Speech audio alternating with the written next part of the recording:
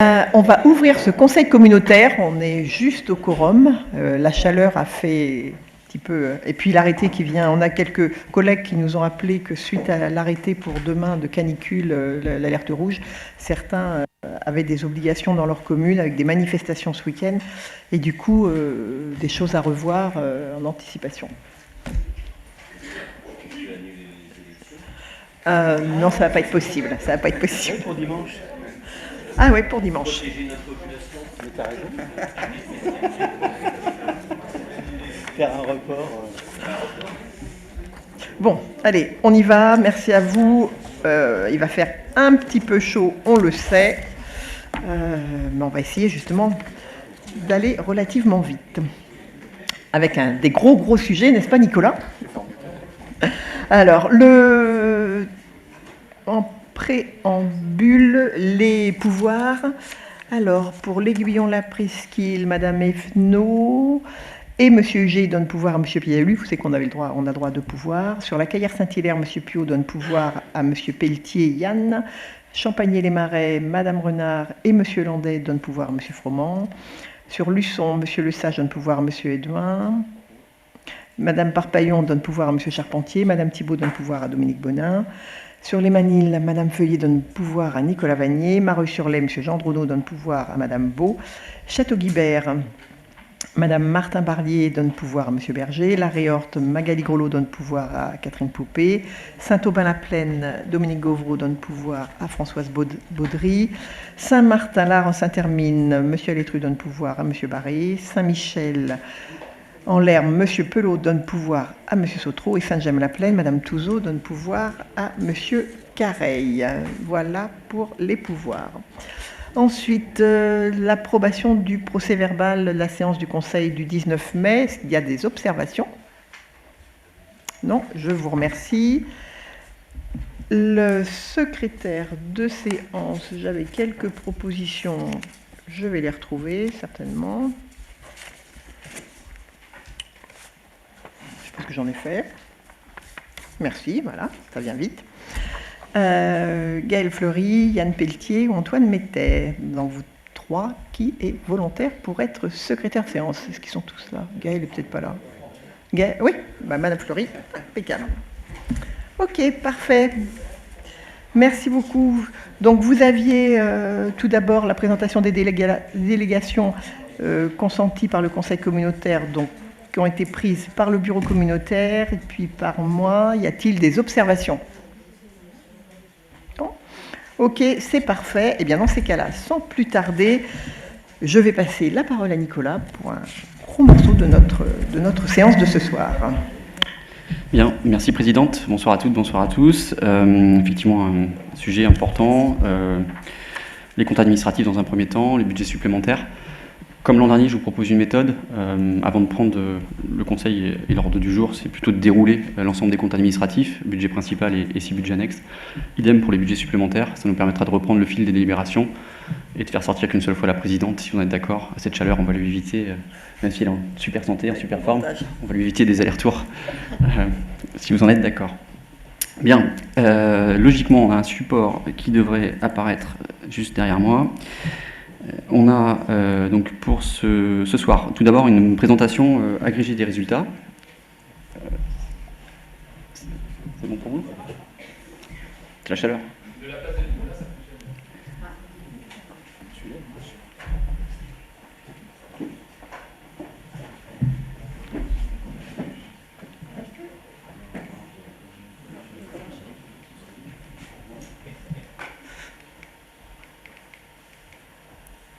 On va y arriver.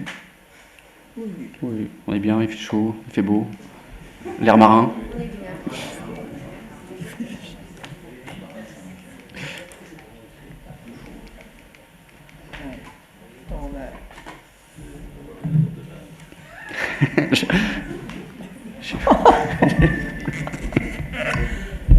Pourtant, on a fermé les volets, on a fait ce qu'il fallait pour ventiler, mais c'est pas suffisant. Parfait, merci. Allez, c'est parti. Donc, une présentation agrégée des résultats, comme je vous le disais, avec l'ensemble des budgets, tant en fonctionnement qu'en investissement. Donc, vous avez sur l'ensemble des budgets un résultat cumulé d'1 347 069,36 € sur cet exercice 2021 pour la partie fonctionnement, ce qui nous donne, avec les reports des années antérieures, un solde cumulé de 8 901 396,71 €, donc un bon résultat. En investissement, on a un déficit de 2 546 753,27 €, ce qui nous donne un solde cumulé avec le report déficitaire des années antérieures sur la partie investissement, 5 650 149,40 €. Donc, voilà pour cette partie agrégée, c'est une vision assez synthétique, macro, de ce qui se passe sur l'ensemble des budgets. Si on va dans le détail concernant le budget principal, on a pour l'exercice 2021 un solde d'exercice qui présente positif à 1 196 153,62 € pour la partie fonctionnement, ce qui nous donne avec les reports antérieurs un solde cumulé assez intéressant de 9 204 703,47 €, et sur l'investissement, un déficit à hauteur de 1 531 296,24 €, qui s'ajoute au déficit reporté antérieur d'1 26 756,11 €, et donc on arrive à un résultat sur l'exercice déficitaire de 2 558 052,35 €. Donc, on a des restes à réaliser, le solde, vous le voyez, il est 69 531,11 €, et donc on aura un besoin de financement sur le 1068 de 2 488 521,24 €, et donc des reports assez intéressants à hauteur de 6 716 182,23 €. Sur ce budget principal, qu'est-ce qu'on peut en dire? On avait estimé au moment du DOB une CAF aux alentours d'un petit peu plus de 910 000 €. On a une CAF nette qui est légèrement supérieure à la prévision, un peu plus d'1 400 000 €, donc un résultat meilleur, mais qui pour autant est nettement dégradé par rapport aux années antérieures, puisqu'on perd quasi 40% de notre CAF sur ce seul exercice.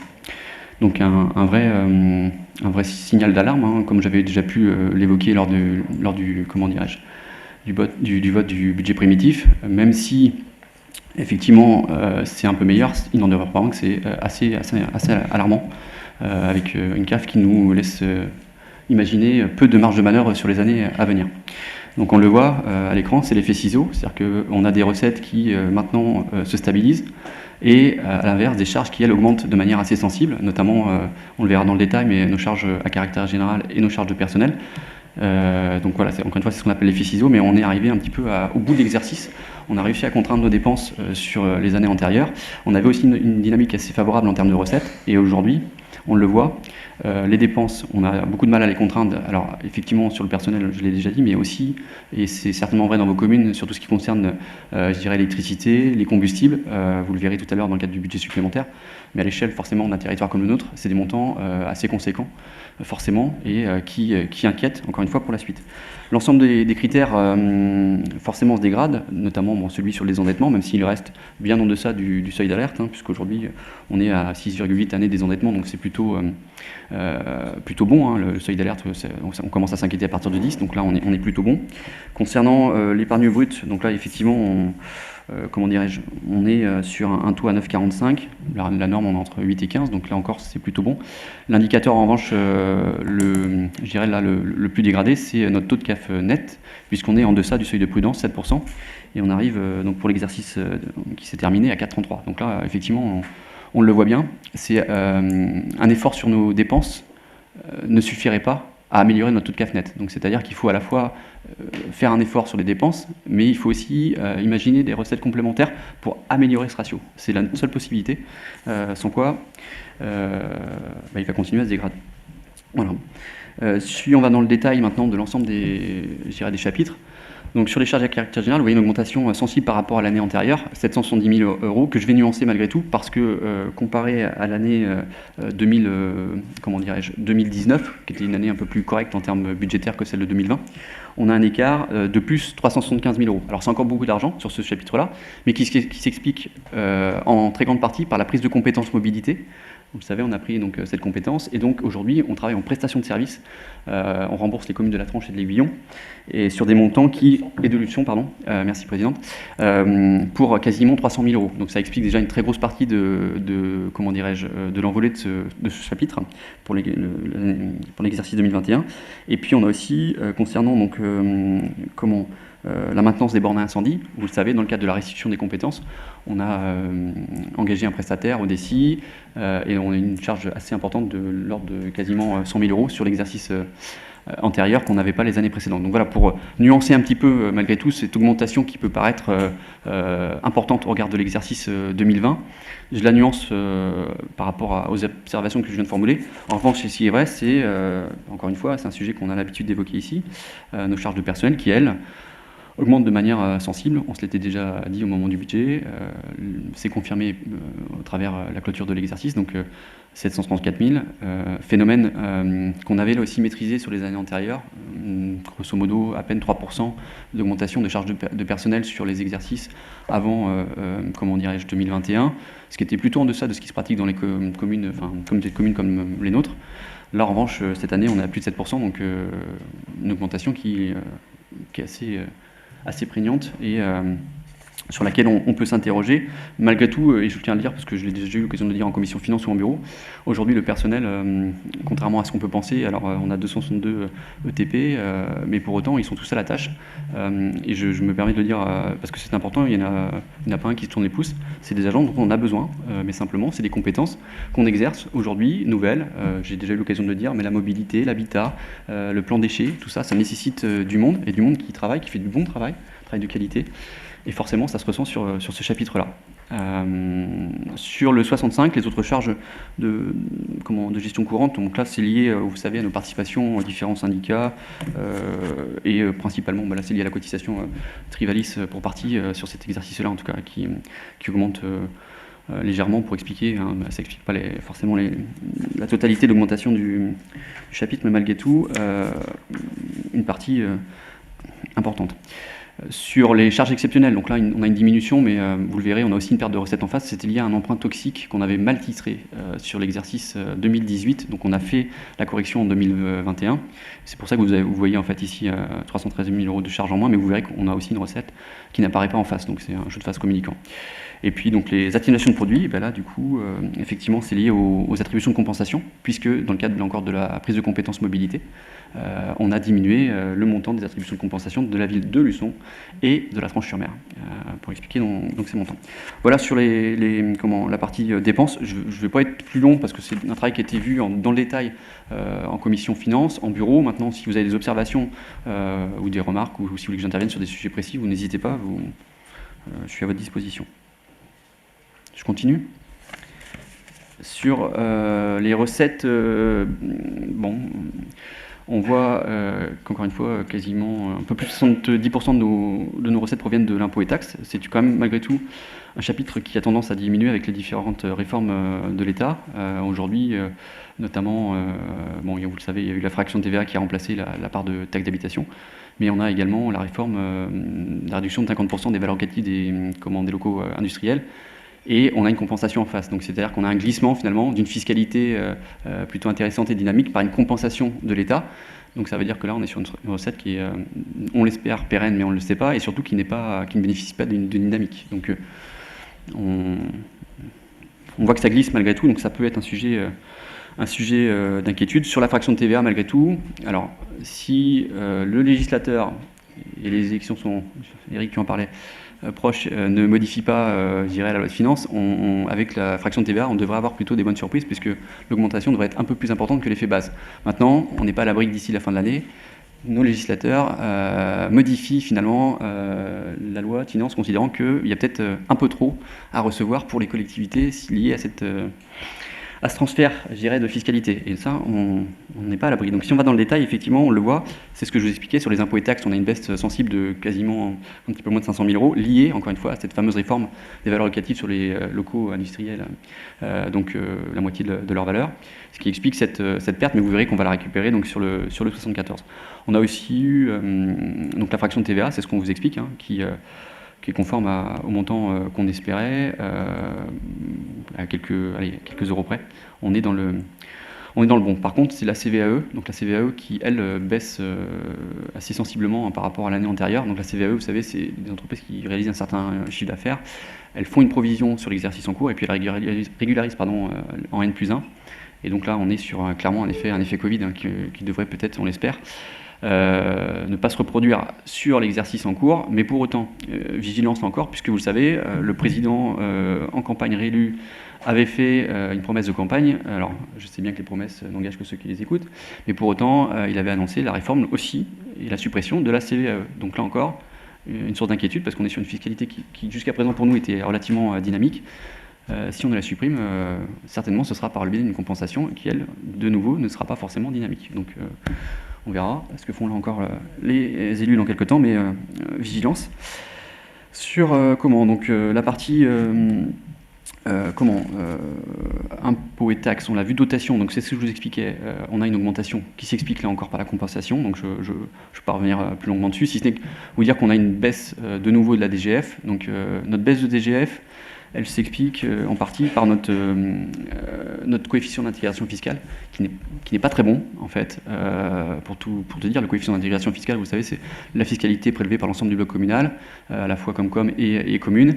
Et c'est vrai qu'on a peut-être là des sujets à regarder, davantage peut-être de compétences à exercer pour améliorer ce coefficient, qui, sans quoi, va nous voir régulièrement, en fait, baisser nos dotations. Donc peut-être que là, il y a des leviers à activer. Enfin, bref, je n'irai pas plus loin ce soir, mais en tout cas, je pense qu'il y a un travail à mener sur ce coefficient d'intégration fiscale. Voilà. Si on enchaîne, donc sur les... comment dirais-je ? Sur les recettes des principaux produits de gestion courante, on le voit. Donc sur les locatifs, principalement tout ce qui est locatifs sociaux, gendarmerie, on a une légère baisse, donc c'est infime. Donc là-dessus, il n'y a pas trop de sujets. 25 611 de baisse, c'est aussi lié peut-être à des locatifs qu'on aurait pu vendre, parce que vous savez, on a fait le choix de céder tous les ans 2 à 3 locatifs. Donc forcément, en face, on aura moins de ressources. Si on continue, donc pour les autres recettes, donc les produits financiers, c'est ce que je vous expliquais tout à l'heure, ça c'est lié à l'erreur d'imputation en 2018 d'un emprunt toxique. Donc on avait tout à l'heure une baisse des dépenses, mais on a aussi une baisse des recettes. Concernant donc les produits exceptionnels, la principale explication, elle tient du fait que le budget station d'épuration a remboursé une avance qu'avait fait le budget principal il y a quelques années. Ce budget STEP, c'est un budget qui se porte bien. Donc on a récupéré quasiment 140 000 euros du budget, de l'avance qu'on avait faite sur ce budget-là, qui explique assez clairement l'augmentation de ce chapitre. Et puis enfin, sur les atténuations de charges, là, c'est lié au remboursement, vous savez, de personnel, donc il y a une baisse, mais il n'y a pas de sujet particulier. On vous a mis ensuite le coût des principaux services. Donc les piscines, hors IMO, c'est un déficit qui représente 1,2 million d'euros, les équipements aquatiques. On n'est pas revenu encore à notre niveau de recettes d'avant Covid. On a encore là peut-être un espoir de voir nos produits augmenter à ce niveau-là, parce qu'on est encore loin, vous l'avez vu tout à l'heure sur le graphique, mais du niveau de recettes espéré. On a un été qui s'annonce chaud, donc c'est le moment d'être profité à la fois de l'équipement de Luçon et de la Tranche-sur-Mer pour faire en sorte que le déficit qui, normalement, alors il est toujours important sur les équipements aquatiques, on était plutôt de l'ordre d'1 million d'euros avant la Covid, aujourd'hui 1,2 million. Alors certes, avec peut-être des rentrées qui vont être plus conformes là, sur cet exercice en cours, mais aussi, et c'est la vigilance, avec des augmentations liées, vous savez, là encore au fluide. Les piscines, on les chauffe, donc avec l'augmentation qu'on connaît, on risque aussi d'avoir des surprises en termes de coûts, de fonctionnement. Donc 1,2 million pour cette partie-là. Les ALSH, vous savez, on a fait le choix lors du dernier conseil communautaire d'uniformiser sur 6 ans la tarification. Les ALSH, pour la Comcom, c'est 650 000 euros de déficit, donc c'est elle qui absorbe avec le budget principal ce reste à charge de 650 000 euros. C'est une vraie volonté politique que d'avoir des équipements de qualité, avec une politique d'enfants-jeunesse de qualité, mais on le voit, c'est un coût. Les maisons de l'enfance, c'est 300 000 euros de déficit pour l'exercice antérieur. L'école de musique, 700 000 euros de déficit sur l'exercice 2021, là encore, et ça donne à peu près 1 400 euros de déficit par élève. La moyenne, c'est plutôt 2 000, donc on est sur une fourchette, malgré tout, assez basse sur ce service. Et puis, le service commun, on l'a dit, le service ADS, c'est là encore 140 000 euros de charges pour la collectivité de Sud-Vendée Littoral. Donc, sur l'ensemble de sur ces principaux services, c'est 3 millions d'euros qui pèsent sur le budget principal. Et je le dis parce que souvent, on a tendance à dire que la communauté de communes, on a du mal à savoir ce qu'elle fait, c'est pas toujours lisible. Vous avez là, sous les yeux, très concrètement, ce qu'on met en application. Le savoir nager, c'est important. Tous nos enfants, je le rappelle, scolaires vont profiter des équipements aquatiques. J'ai eu l'occasion de participer à une réunion encore il n'y a pas très longtemps où il y a des territoires qui n'ont pas de piscine, pas très loin de nous, Vendée-Sèvres-Authise, et leurs enfants ne peuvent pas apprendre à nager parce qu'ils n'ont pas aujourd'hui de piscine sur leur territoire et qu'ils ne peuvent pas accéder sur des piscines d'autres territoires parce qu'elles sont complètes. Donc c'est un vrai service qu'on offre à notre population. Comme les ALSH, l'enfance jeunesse, c'est une politique assez forte sur notre territoire. Ça a toujours été une volonté autour de cette assemblée. On le porte, c'est un coût et il faut aussi le dire à nos populations. C'est le choix que vous faites, qu'on fait. 3 millions d'euros dépensés sur des services, mais qui sont utiles à nos populations. Voilà, je voulais le dire parce que je ne le dis pas toujours, Président, donc voilà, je vais me permettre cette petite précision. Voilà, pour ce qui concerne, je dirais, la partie comment fonctionnement, est-ce que vous avez peut-être des remarques à formuler, des observations? Non? À ce moment-là, j'enchaîne avec l'investissement.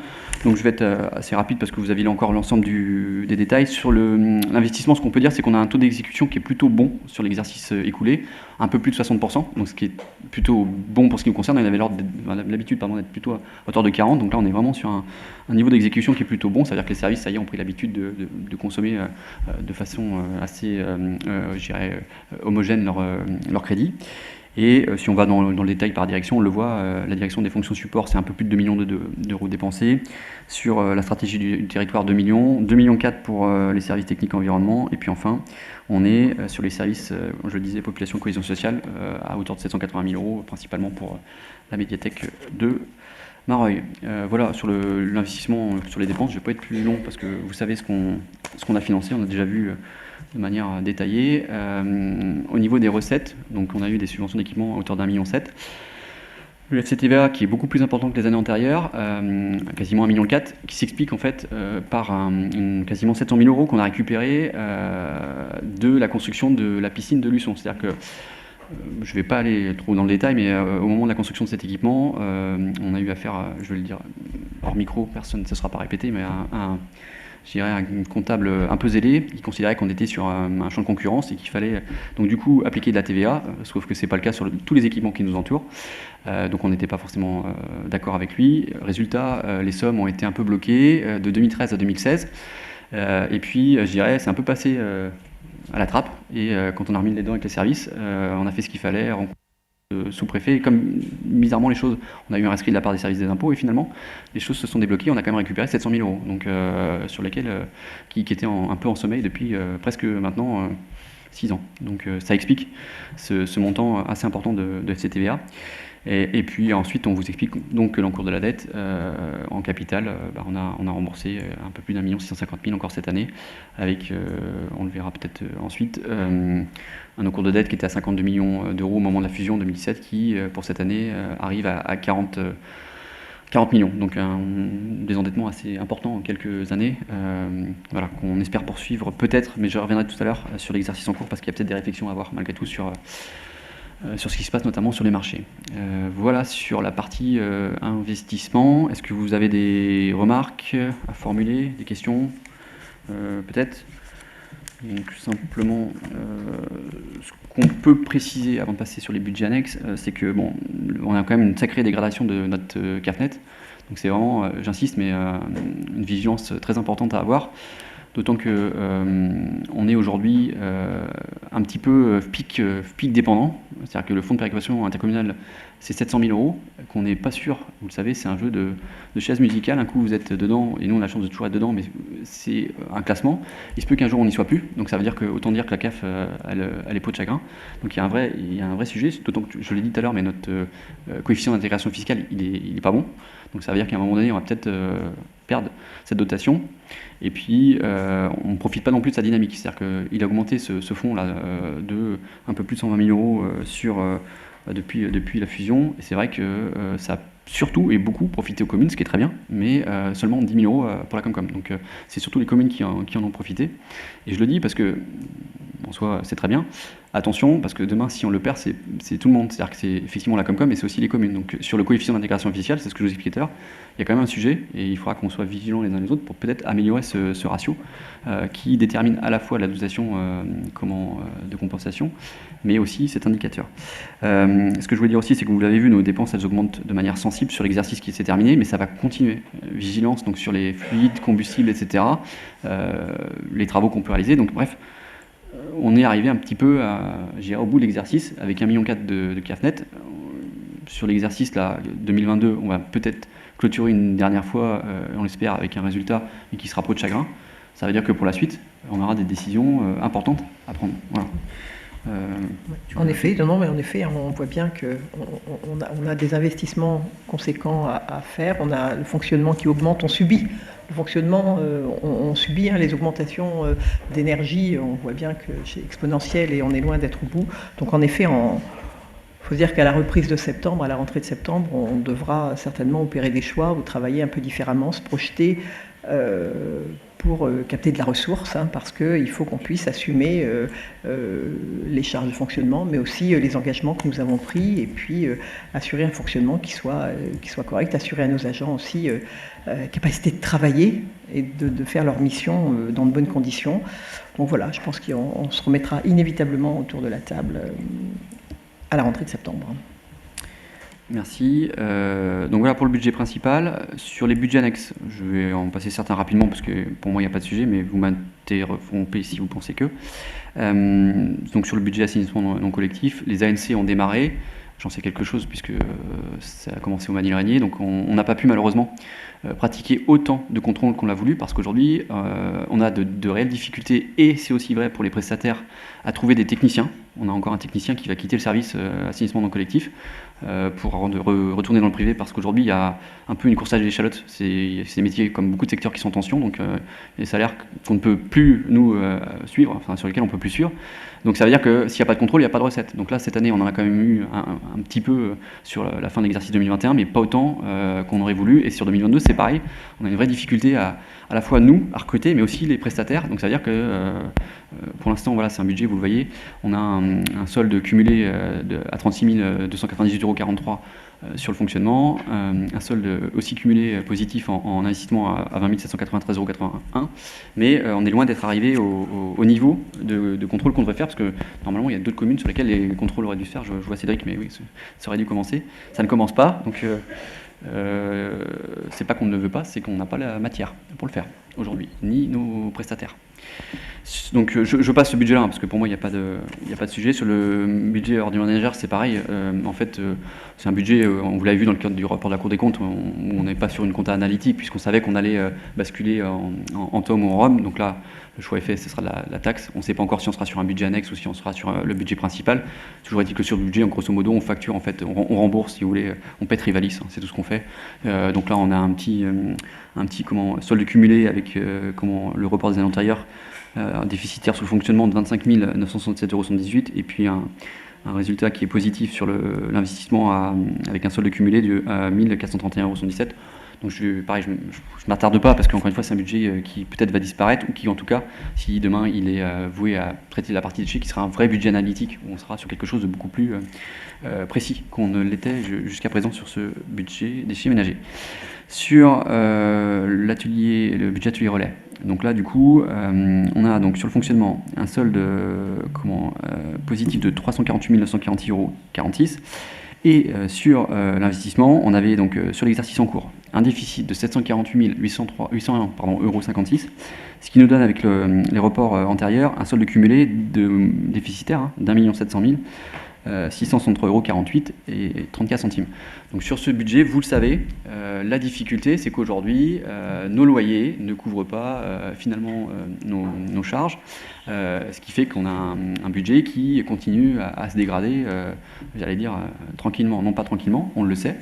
On a aussi, et j'ai eu l'occasion de le dire dans le cadre de la commission finances, une autre difficulté, mais là qui n'est pas de notre ressort, c'est lié à la crise. Certaines entreprises qui étaient locataires de ces immeubles ont eu des difficultés, donc avec forcément des créances qui ne sont pas recouvrées. Donc sur ce budget, c'est un déficit, j'ai déjà dit, j'ai eu l'occasion de le dire, qui est structurel. Donc c'est-à-dire qu'aujourd'hui, il n'y a qu'une chose à faire, c'est augmenter le montant des loyers, sauf qu'on est sur des baux professionnels. Donc ça veut dire qu'il faut attendre la fin des 9 ans pour pouvoir de nouveau revoir le loyer. Alors, moi, je l'ai dit aussi en commission, je ne porte pas de jugement sur ce qui a été fait. C'est-à-dire que peut-être qu'à un moment donné, les élus de l'époque ont considéré qu'il valait mieux avoir un loyer qui ne soit pas à la hauteur du montant de l'investissement, donc avec structurellement un budget qui se dégrade, mais pour peut-être conserver des entreprises. Donc, et ça, moi, je ne le sais pas. Donc je ne peux pas me permettre de... Je constate en fait qu'il y a un déficit structurel. Peut-être qu'à un moment donné, il faudra qu'on abonde avec le budget principal. On verra. En tout cas, au jour d'aujourd'hui, il y a peut-être un moment donné où effectivement la Cour des comptes nous demandera d'avoir une action sur ce budget-là. Je l'ai déjà dit, je le redis. Voilà, en toute transparence. Donc je ne serai pas plus long, sauf si vous avez des observations sur ce budget. Non, j'avance. Sur la station d'épuration, là aussi, bon, c'est un budget qui fonctionne très bien, hein, vous le voyez, parce qu'on avait, dans un solde d'exercice qui est de 23 595,95 € en fonctionnement, on avait un excédent reporté de 200 213,92 €, donc un solde cumulé de 223 809,87 €. C'est ce qui nous a permis du coup de faire le remboursement de l'avance qui avait été faite sur le budget principal. Et puis en investissement, un léger déficit là, sur l'exercice qui s'est terminé de 3 908,89 € et un déficit reporté qui était de 105 842 €, ce qui nous donne un solde cumulé de 109 789,31 €. Donc c'est un budget qui est en délégation de service. On a un délégataire aujourd'hui, c'était pour 10 ans, donc on a encore, je n'ai plus de mémoire, 7 ou 8 ans, donc là, pas d'observation particulière pour ce qui me concerne. Sur le budget Vendée-au-Pôle, donc là, on a un solde d'exécution à moins 56 centimes. On avait, sur la partie fonctionnement, un déficit reporté de 76 225,59 €, ce qui nous donne un déficit sur la partie fonctionnement de 76 226,15 €. Et puis, sur l'investissement, on a un solde cumulé, vous le voyez à l'écran, sur l'exercice, donc à la fin de l'exercice, qui nous donne un déficit de moins 1 726 298,64 €. Donc là, on a eu quelques sessions, c'était sur TDH, 30 000 €, et puis surtout des écritures pour des transferts, vous savez, des parcelles, notamment des réserves foncières sur le Vendée-au-Pôle, le Vendée-au-Pôle bis, l'assiette foncière aussi de l'aérodrome, tout ça, ça a été retransféré, les ateliers relais, donc ça a été retransféré sur le budget principal, qui explique principalement les mouvements. Vous le savez, Bruno, on en a parlé il n'y a pas très longtemps, on a fait un travail assez important sur ce budget-là, y compris, alors on a déterminé les coûts de revient bien sûr, le foncier qui nous restait à commercialiser, on a anticipé les futurs travaux dans le cadre de l'extension sur la partie nord du Vendée-au-Pôle, à la fois le renforcement des réseaux, les fouilles archéologiques, etc. Et on a fait vraiment un travail très fin qui nous permet aujourd'hui de déterminer un prix d'équilibre. C'est ce travail qui a été fait, ce qui nous permet aujourd'hui, quand Bruno a des acquéreurs potentiels, alors selon bien sûr le volume, parce que les parcelles ne se vendent pas au même prix selon la taille qu'elles peuvent avoir, mais du coup on sait aujourd'hui ce vers quoi il faut qu'on tende pour arriver à l'équilibre. Donc ce travail-là, il est fait. C'est un engagement qu'on avait pris et aujourd'hui donc c'est très sécurisant à la fois pour le service finance parce qu'on sait où on va, très sécurisant aussi pour la partie éco parce que quand ils ont des porteurs de projets ils savent exactement ce qu'il faut faire et bien sûr toutes nos modélisations sont faites avec des remboursements d'emprunts sur de l'amortissable, etc., avec les charges financières. C'est vraiment un travail pointu, poussé qu'on a pu faire et sur lequel on s'appuie aujourd'hui et qui se veut très rassurant. Si la dynamique est toujours celle qu'on connaît, mais bon, je crois pouvoir dire, cher monsieur, que ça va plutôt bien. Pour le moment, elle est là, la dynamique. Voilà sur les budgets annexes, sur les comptes administratifs, est-ce que vous avez des observations sur ce qui vient d'être dit? Non. Je poursuis sur l'état de la dette, donc même si j'en ai parlé assez brièvement, donc sur l'exercice en cours, donc on a poursuivi notre politique de désendettement, c'était une volonté de ma part, c'était une volonté aussi affichée sur l'exercice en cours. Malgré tout, et c'est une suggestion que je vous fais, il y aura peut-être, parce que je me suis permis de la faire au bureau et à la commission finance, vous le savez qu'on est en période haussière en ce moment, mais de manière très sensible. Je pense que si certains d'entre vous ont questionné des banques aujourd'hui pour obtenir des financements pour vos collectivités, c'est extrêmement compliqué. Il y a des organismes qui ne se positionnent pas en ce moment, liés au taux d'usure, qui est très bas. Et la réflexion que j'avais et que j'ai partagée à mes collègues, c'est de dire est-ce que ce ne serait pas opportun, parce qu'on sait qu'on aura des besoins d'investissement assez lourds, notamment assez rapidement sur tout ce qui concerne les déchets, avec des investissements qui vont être assez importants. Est-ce qu'il ne serait pas pertinent, encore une fois, je n'ai pas la réponse, de dire finalement, si on doit emprunter dans 2-3 ans, mais à 4 ou 5, est-ce que ce n'est pas plus judicieux de le faire encore aujourd'hui où on est sur des conditions intéressantes, sachant quand vous savez, quand on souscrit un emprunt, on a en général au moins 18 mois pour le débloquer. Si on n'a pas besoin, on ne le débloque pas. Et tout ça pour dire que, voilà, j'ai pas d'idée arrêtée. Ma volonté, c'est de continuer à nous désendetter. On sait que de toute façon, sur le mandat, il y aura forcément un moment donné où on aura besoin de recourir à l'emprunt. Est-ce que c'est pas maintenant? parce qu'on profite d'une dynamique de taux encore assez attractive, ou est-ce qu'on attend? Je ne sais pas. Voilà, je me permets de le dire parce que, sincèrement, en ce moment, on le voit bien, c'est assez contraint. On a encore des banques qui profitent, je dirais, d'un refinancement qui ne se fait pas sur les marchés, et c'est plutôt intéressant. Le jour où elles vont le faire, quand on voit tous les indicateurs, que ce soit l'AOT, le swap, enfin, aujourd'hui, elles vendent bien en deçà de ce qu'elles devraient faire. Donc, objectivement, je soumets cette réflexion à vous, et certainement qu'il faudra qu'on y arbitre réponde aussi très rapidement. Voilà sur ce qui concerne l'état de la dette et sur cette partie-là. Est-ce qu'il y a des remarques? Pas de remarques? Donc ce que je vous propose, je vais poursuivre avec le budget supplémentaire et puis on passera aux diversions par la suite. Okay. Voilà, on fera tout d'un. Ouais, ça t'ennuie pas? Allez, on y va comme ça, Delphine. Alors, simplement, oui, sur l'affectation des résultats, c'est ce qu'on vous expliquait. On a un solde cumulé sur le fonctionnement qui est plutôt intéressant, d'un peu plus de 9,2 millions. On a donc un déficit sur l'investissement de 2,5 millions. On a donc du coup sur le 1068, 2 488 521 € à inscrire, ce qui veut dire qu'on va pouvoir avoir en section de fonctionnement 6 716 182,23 € de report sur le budget principal, donc ce qui est plutôt bon, même intéressant pour travailler. Si on va dans le détail sur le budget principal, du coup, ce qu'on vous propose, et c'est un peu nouveau, mais c'est aussi lié au contexte, on avait pour habitude de ne pas toucher au fonctionnement dans le cadre du budget supplémentaire. Cette année, on a déjà des recettes un peu plus importantes sur cette partie-là, donc il est important de les intégrer, mais surtout des dépenses qui vont arriver, et on préfère anticiper que de revenir par le biais d'une DM, même si les budgets supplémentaires en soi sont une DM, autant le faire aujourd'hui.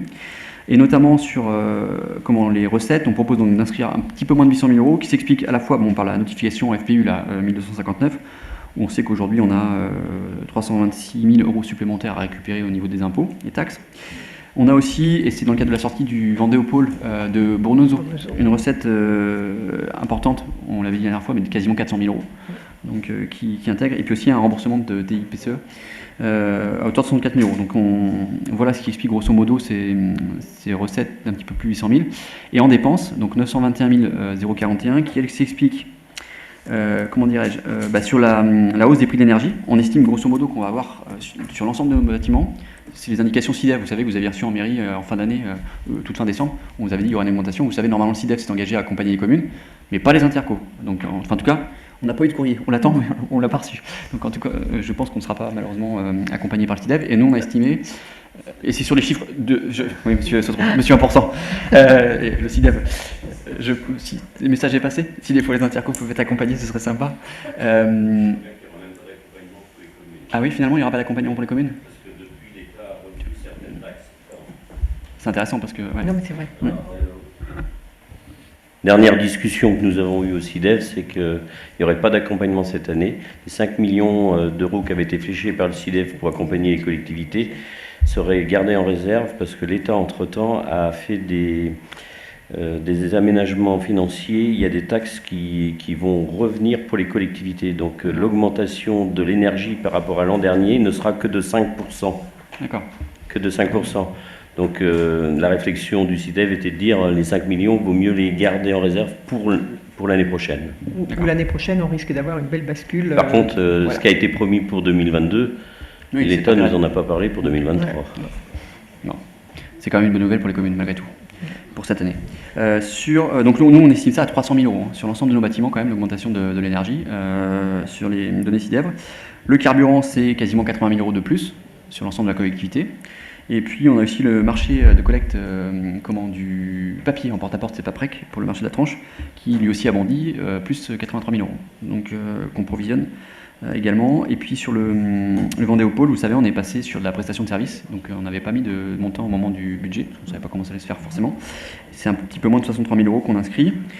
Sur le 012, on a imaginé, parce que là aussi ça faisait partie des promesses de campagne des uns et des autres, une augmentation du point d'indice. On est parti sur 1,5. On ne sait pas ce que ça va donner, mais 1,5 d'augmentation quand on connaît les montants dépensés sur les charges de personnel, tout de suite, c'est 150 000 euros de plus à prévoir. Et puis on a aussi eu l'augmentation du SMIC qu'on a subi, donc il faut provisionner ces montants-là. Hein. Ça, c'est des augmentations qu'on subit, hein. C'est pas des choix, mais donc c'est pour ça qu'on propose d'inscrire un petit peu plus 150 000 euros sur le 0,12. Et puis enfin, sur le 65, là, on mettrait un peu moins de 74 000 euros parce que on avait, au moment du budget, imaginé sortir du syndicat mixte Vendée et Tourisme. Et puis finalement, on n'a pas pu sortir en milieu d'année. Ils nous ont demandé de rester jusqu'au bout. Donc la contribution qui était de 96 000 euros, on avait mis que la moitié. Il faut aller abonder, pour une dernière moitié. année, présidente, j'espère. Ah, non, mais ça y est, c'est acté, donc on sortira au 1er janvier 2023. Voilà, et puis aussi le parc naturel du Marais Poitevin, qui, alors c'est un peu compliqué, mais vous savez, on avait pour habitude, nous, de payer la contribution des communes. Ça a toujours été comme ça, c'est historique, c'était du temps du Pays de la Mer, donc ça a été repris au moment de la fusion. Sauf que, on cotise aussi en tant que PCI, mais on cotisait, nous, uniquement à hauteur de 1 euro, puisqu'on était entré à la demande de Pierre Guy à l'époque, et c'est ce qui avait été convenu. Sauf que, vous savez, les équipes, elles évoluent, et qu'aujourd'hui, on nous dit, faut cotiser en tant que Comcom, et il faut que les communes continuent à payer. Donc, grosso modo, on nous demande 2 fois le même montant, 2 fois 24 000 euros. Donc là, c'est un peu difficile quand même à entendre. C'est pas voté, mais enfin, c'est différé. Cas, sur les communes, ça a été voté, et en effet, sur les communautés de communes, c'est différé, mais c'est... Ouais. Enfin, je veux dire, l'anticipation, Nicolas a raison, sur l'anticipation, c'est ce qui se dessine. En effet, les communes, pour les communes, c'est voté. Pour les comités de communes, super. Je sais bien. Merci. Je sais bien. Merci. Non, mais c'est parce que c'est la double peine, c'est-à-dire qu'on paye pour les communes et c'est très bien, mais nous demander de repayer en tant que PCI, alors je comprends, chacun a des difficultés de structure, etc., mais il y a un moment donné où, moi je suis pas magicien, quoi, donc on fait au mieux, voilà. Merci pour cette précision. Sur l'investissement, donc là, on a un certain nombre de crédits nouveaux à inscrire. Je vais les passer assez brièvement. Alors, il y a l'acquisition d'un logiciel. C'est l'annexe que vous aviez avec vous sur l'annexe 1A. C'est un tableau. Rapidement vous dire qu'on souhaite acquérir pour le service des ALSH un logiciel. C'est ce qu'on appelle un portail famille en fait, qui n'existe pas aujourd'hui. C'est 48 620 euros, et puis également dans le cadre de l'outil en main, il y a 6 720 euros. Ensuite, on propose de réduire donc la PCP sur Sébastopol, puisque l'opération est terminée, donc on va réduire les crédits de 22 000 euros. Sur l'outil en main, on avait fléché 25 000 euros d'investissement, sauf qu'on a aussi contribué au fonctionnement. Donc ce qu'on vous propose, c'est de conserver l'enveloppe de 25 000, et du coup de réduire l'enveloppe investissement, puisque l'idée c'était de ne pas dépasser ce montant-là. Donc on réduirait de 15 800 euros la partie investissement. On a toujours notre aérodrome, notre fameux aérodrome. Il faut rajouter à la fois par rapport aux travaux et par rapport aux études quasiment 135 000 euros, maintenant qu'on a les éléments. Donc on les a inscrits au budget, on va peut-être finir par y arriver pour faire ces travaux. Sur la signalétique d'animation routière, là on retire quasiment 128 900 euros de crédit, parce qu'en fait c'est une opération qui ne pourra pas se faire. Non. Techniquement c'est pas possible, donc on enlève les crédits. Sur le PLU 8 Saint-Termine, on a besoin de rajouter un petit peu, parce que c'est terminé, mais on a besoin de rajouter 1 200 euros pour finir de payer ce qu'on doit. Sur la rénovation de l'aire d'accueil de Luçon, qui est permanente. On propose d'inscrire 5 000 euros de plus par rapport aux révisions de prix, parce qu'en ce moment ça va vite, donc voilà, par prudence. Sur les déchets ménagers, sur les réparations de véhicules, on va mettre 30 000 euros, parce qu'on a eu un véhicule qui tombait en panne et on avait un gros besoin. Et, alors si on le met en investissement, pour expliquer assez rapidement, c'est que c'est des réparations qui font que le véhicule a une nouvelle jeunesse en fait. C'est des réparations lourdes. Voilà. Sur on va aussi mettre 30 000 euros pour équiper 2 véhicules de lecture de puces pour les futurs bacs, dans le cadre de l'arrivée de la redevance. On va aussi provisionner 80 000 euros supplémentaires pour des bacs semi-enterrés. Voilà, c'est un programme qu'on porte, vous le savez, sur 4 ans. Pareil sur les colonnes aériennes, on a besoin de 35 000 euros supplémentaires. Et puis, on a tout ce qui est acquisition de ce qu'on appelle composteur et bioso, un petit peu moins de 5 000 euros. Enfin, on provisionne 40 000 euros pour une AMO, pour l'accompagnement du déploiement de l'ARI, puisque, vous le savez, ce sera effectif à partir de 2026.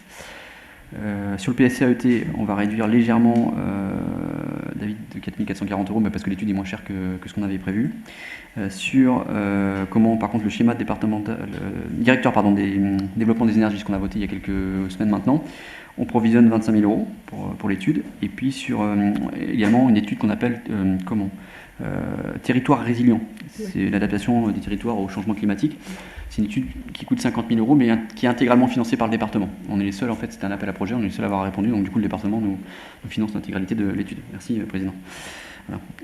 Sur la fourrière animale, vous savez, on restitue la compétence à partir du 1er juillet, donc il y aura une collecte à ce sujet-là. Et donc du coup, le prestataire qui est Hameaux Canin, Oui. vous le savez, a décidé de poursuivre dans les communes qui le voulaient, mais la contrepartie, c'était qu'on remette l'équipement du son qui n'était absolument pas aux normes à jour, et c'est ce qu'on s'était engagé à faire, et aussi qu'on crée une chatterie. Donc c'est ce qu'on a fait. Donc vous voyez qu'on restitue la compétence, mais malgré tout qu'on continue à accompagner la compétence à travers ces travaux, parce que c'est quand même sur la réhabilitation, et on avait une mise en demeure. C'est 55 080 € donc, qu'on provisionne, et pour la création de la chatterie, c'est 42 000 € qu'on va financer pour que la compétence puisse s'exercer correctement dans les communes. Ensuite, la médiathèque, donc là, pas de sujet, on continue. Sur l'engraisserie, on souhaite inscrire 4 000 € pour une étude pour un appel à projet. Il y a des choses qui se dessinent sur cet équipement. Voilà. Et puis sur la médiathèque de Luçon, on provisionne 25 520 € de plus. C'est dans le cadre des peintures. C'est-à-dire qu'on a, vous le savez, provisionné dans le budget 200 000 € pour l'acquisition de mobilier, donc ça c'est en cours. Sauf que la réflexion finalement des services qui est assez pertinente, je trouve, c'est de dire vous allez remettre tout à propre au niveau du mobilier, sauf que les peintures, elles datent d'un temps ancien. Donc tant à redonner une seconde jeunesse au bâtiment, autant effectivement lui donner une jeunesse en totalité. Donc c'est pour ça qu'on provisionne 25 520 € de plus. Et puis sur la piscine de Luçon, c'est là aussi une volonté forte, puisqu'on remplissait déjà nos obligations en matière d'accessibilité, mais on a voulu que l'ensemble des bassins soient équipés, et donc on provisionne 5 000 € pour l'acquisition d'un siège PMR, pour que nos deux bassins puissent répondre aux normes PMR. Voilà. Comment Mais c'était déjà en cours. Il est commandé depuis assez longtemps. Voilà. En tout cas, il est inscrit au budget supplémentaire. Ça va arriver. Donc, quand on va dans le détail, vous le voyez, donc sur l'ensemble des directions, on arrive donc à un besoin sur le budget supplémentaire des totaux 1 469 470,34 € de plus, ce qui nous donne sur la partie dépenses, avec un équilibre en recettes, 10 528 406 €, 0,59 de dépenses d'investissement, donc un budget important. Ce qu'on vous propose de faire, donc vous voyez, on a les subventions d'équipement qui permettent pour 3,9 millions de financer ces dépenses, le FCTVA qui va représenter 1 618 325 €. L'emprunt nouveau, c'est un emprunt CAF, donc c'est du zéro, donc on va le souscrire. On a aussi un emprunt transféré, c'est celui de la cuisine centrale, puisque la cuisine centrale c'est un service commun, mais l'emprunt était porté par le budget Atelier Relais, donc c'était pas logique. Donc là encore, on remet tout ça au clair. Et donc du coup, au moment du budget, comme on n'avait pas les résultats, budget primitif j'entends, on avait proposé de couvrir les opérations par un emprunt d'équilibre. Ce qu'on vous propose, c'est, on verra encore une fois par rapport aux propos que j'ai tenus, mais là au moment du budget supplémentaire, c'est de ne pas recourir à l'emprunt et donc d'utiliser nos excédents antérieurs, nos reports, pour pouvoir continuer notre politique de désendettement. Voilà, pour expliquer un peu la mécanique, donc on irait puiser dans l'autofinancement et dans nos reports 4 787 962 € si nous n'empruntons pas. Voilà, un petit peu pour cette partie budget principal. Est-ce que vous avez des questions, observations? Je vous écoute. Non, c'est le soleil, c'est la chaleur, ça va. Il n'y a pas de pause boisson prévue Non. Ah bon. Elle sera à la fin dehors. Pour Brigitte, oui, tout à l'heure, c'est vrai. Moi, oui, je vais pouvoir sortir. Sur les budgets annexes, ça va être assez rapide également, du coup, si vous en êtes d'accord. Donc sur le SPANC, voilà, on vous propose d'inscrire 18 000 € au titre des dépenses imprévues, et puis on est bien toujours, on ne dépasse pas les 7,5, et puis de faire un virement à la section d'investissement de 18 298,48 €. En investissement, on a un excédent reporté de 20 793,81 €, et puis on vous propose simplement là, de mettre des dépenses d'équilibre, hein, on n'a rien fléché, mais simplement pour que ça puisse s'équilibrer. Voilà, donc je suis assez rapide, parce qu'encore une fois, c'est des budgets sur lesquels il n'y a pas de sujet. Sur les ordures ménagères, là encore, ce qu'on vous propose, c'est d'inscrire 24 000 euros en fonctionnement de recettes supplémentaires, tout simplement pour régulariser au niveau des redevances. D'inscrire donc 1967,78 euros, pour simplement réajuster la cotisation Trivalis, voilà, pour arriver à l'équilibre là encore. Et puis on a un résultat de fonctionnement qui est de 25 967,78 euros, on l'a vu tout à l'heure. Sur le BS, eh bien donc l'excédent reporté 1431,77, et puis en face on inscrit là encore des dépenses d'équilibre du même montant, donc on n'a rien fléché. Sur le budget atelier relais, donc là on vous propose d'inscrire en recette 6 677 euros afin de réaliser des écritures d'amortissement sur les subventions. Et puis on a en recette d'équilibre 12 253 euros tout simplement. Également, oui c'est important, on a des dépenses pour des réparations, la rénovation, donc là on mettrait 18 293 euros. Sur la partie investissement, donc le déficit, vous savez, il est d'1 763 048,34 euros. On a des restes à réaliser pour un peu plus de 19 000 euros. Et puis on propose d'inscrire donc 6 677 euros, comme je l'ai dit, c'est normal, hein, c'est un jeu de phase communicant avec le fonctionnement. Sur les écritures d'amortissement, on a 20 151 euros pour des titres annulés sur l'exercice antérieur.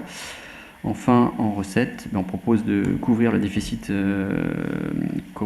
avec l'intégralité du compte 68. Donc on avait 348 946,46 euros. Et donc, ce qu'on propose surtout, c'est de remettre, de mettre un emprunt d'équilibre tout simplement à hauteur de 1 401 609,88 euros. Voilà, pour que les choses puissent s'équilibrer. Sur le budget station d'épuration, donc là encore, on a un excédent reporté de 114 020,56 euros. On vous propose d'inscrire 64 500 euros de régularisation de TVA et puis de procéder donc au virement de la somme, de la différence, donc 49 520,56 euros. Sur la partie investissement, ce qui nous donne en section d'investissement, vous savez, un déficit reporté de 109 789,31 euros. On inscrit, donc je vous l'ai dit, la dépense d'équilibre de 49 520,56 euros. Et puis en recette, on a l'affectation du résultat, donc limite 68, c'est 109 789,31 euros. Et donc le fameux virement de section de fonctionnement de 49 520,56 euros. Voilà. Sur le budget ZAE, donc là, toujours pareil, on propose d'inscrire 1 426 358,19 euros pour équilibrer la section. En dépenses, on a le déficit reporté qui est de 810 168,03 euros, et on propose d'inscrire donc 616 190,16 euros qui correspondent donc à l'acquisition de terrain pour Sébastopol. Vous savez que c'est quelque chose qu'on a délibéré. Et puis également, on a des annulations sur des titres émis sur les exercices antérieurs. Sur l'investissement, donc on a le résultat d'investissement reporté 484 813,66 euros, et donc en face, pour équilibrer, on met là encore un emprunt tout simplement. Sur le Vendée au pôle, donc là on a des recettes sur la partie fonctionnement, donc on proposerait d'inscrire 847 586,65 euros. On a 300 000 euros de DETR, ça c'est pour les effacements, le renforcement des réseaux, donc la subvention est octroyée. On a 541 396,49 euros qui sont des mandats annulés sur les exercices antérieurs, liés, donc vous savez, à l'acquisition par le budget principal des réserves foncières. C'est ce que je vous expliquais tout à l'heure, lié au retransfert sur le budget principal. Et puis on a également 6 190,16 euros de régularisation de vente qu'on avait porté à tort sur le budget 705. En dépenses, donc le déficit reporté il est de 67 226,15 euros. On propose d'inscrire donc 771 360,50 euros de dépenses nouvelles. Donc il y a des fouilles archéologiques, il y a des travaux d'aménagement aussi pour commercialiser des petits lots sur le Vendée au pôle, parce qu'on avait beaucoup de grandes parcelles, et l'idée c'est aussi de répondre à la demande des artisans locaux, des plus petits. Et donc on va donc faire des parcelles plus petites, et donc on provisionne 5 000 euros sur cette partie-là. Et puis on a également une provision d'un peu plus de 146 000 euros pour l'annulation de titres sur les exercices antérieurs. Et puis enfin, on propose d'inscrire, pour équilibrer tout ça, 454 414,50 euros en dépenses. Voilà. Sur l'investissement, le déficit reporté est d'1 726 298,64 euros. Et là, on fait simplement, on minore simplement l'emprunt d'équilibre, contrairement à par rapport à ce qui est vu au moment du budget primitif, du même montant, pour que ça puisse s'équilibrer. Voilà, sur ces budgets supplémentaires. Est-ce que vous avez des observations, des remarques, des questions?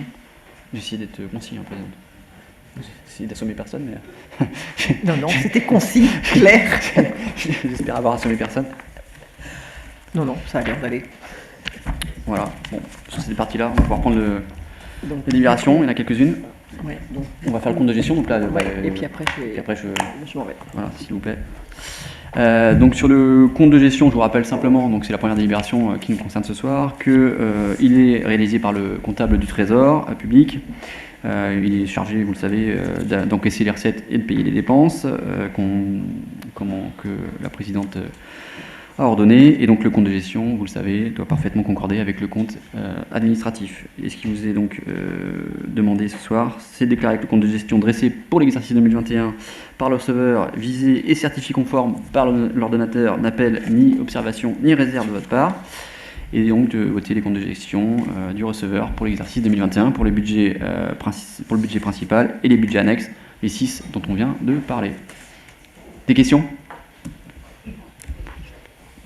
Voilà, tout est dit. Est-ce que les gens sont contre ? S'abstiennent ? Je vous remercie. Et puis, Ok. faut aller prendre l'air, il fait chaud, président. Je vais aller prendre l'air, super. S'il vous plaît. Il faut faire moins chaud de l'autre côté, en fait. Je suis pas sûr. Voilà. Donc la présidente est sortie, elle ne prend pas part au vote. Ce qu'on vous demande, c'est d'approuver le compte administratif sur le budget principal. Donc comme je vous l'ai dit, on a sur l'exercice, je ne vais pas tout refaire, hein, parce que je pense que on est d'accord. Simplement, on vous propose donc de reporter, mais je ne vais même pas le faire parce qu'on fera les reports après. Donc je vous propose simplement un solde cumulé sur le fonctionnement de 9 204 703,47 € et sur l'investissement, un solde cumulé de 2 558 052,36 et on a un solde de reste à réaliser qui est de 69 531,35 €. Voilà. Est-ce qu'il y a des questions, des observations, des remarques ? Est-ce que des gens sont contre ? S'abstiennent ? Merci. Sur le budget assainissement non collectif. Même exercice, donc là, un solde cumulé donc, de 36 298,43 € en fonctionnement, en investissement 20 793,81 €. Est-ce que vous avez des questions, des remarques ? Est-ce que des gens sont contre le vote de ce compte administratif ? S'abstiennent ? Parfait, merci. Déchets ménagers, 702. Un solde cumulé négatif sur le fonctionnement de 25 967,78 € et un solde cumulé sur l'exercice en investissement positif de 1 431,77 €. Est-ce qu'il y a des questions ? Les gens sont contre ? S'abstiennent ? Je vous remercie. Sur le budget atelier relais, donc là, un solde cumulé en fonctionnement de 348 946,46 € et un solde négatif sur la partie investissement d'1 763 048,34 €. Est-ce que vous avez des questions ? Les gens s'abstiennent. Parfait, merci. Sur le budget station d'épuration, un résultat positif cumulé sur le fonctionnement de 223 809,87 € et un déficit sur l'investissement de 109 789,31 €. Est-ce que vous avez des questions ? Les gens sont contre ? S'abstiennent ? Parfait, merci. Sur le ZAE, en fonctionnement, un déficit de 233 345,46 € sur le 86 sur le solde d'exécution et en investissement 219 163 €24. Je vais y arriver. Est-ce qu'il y a des questions ? Des gens sont contre ? S'abstiennent ? Parfait, merci. Sur le budget vendé au pôle, donc là, un solde d'exécution cumulé à la fin de l'exercice déficitaire de 76 226,15 € en fonctionnement et déficitaire également en investissement d'1 726 298,64 €. Des questions ? Pas de questions ? Les gens sont contre ? S'abstiennent ? Je vous remercie pour la présidente de pouvoir revenir. J'ai chaud.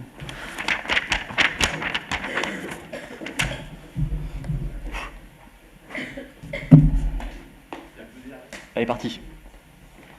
Ah non.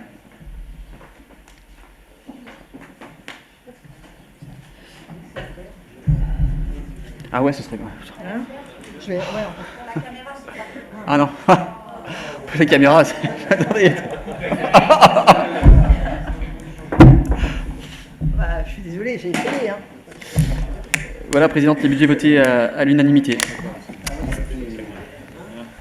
Alors, j'ai pas le micro, si c'est bon. Merci beaucoup, Nicolas. Merci beaucoup de votre confiance. Hein. C'est toujours des moments un petit peu particuliers. Hein. Voilà, c'est le résultat d'une année de travail. Alors, une année de travail, j'ose dire, de bien sûr, vice-président en finance, donc Nicolas, que je remercie pour la clarté. Enfin, je me permets, j'espère que vous avez le même ressenti que moi, mais la clarté, la vivacité de ces... Oui, il y a un débit, hein. Mais la clarté du travail qui est fait, qui nous est présenté, et puis évidemment particulièrement, si tu permets, Delphine et ses équipes, parce qu'elles font un gros travail.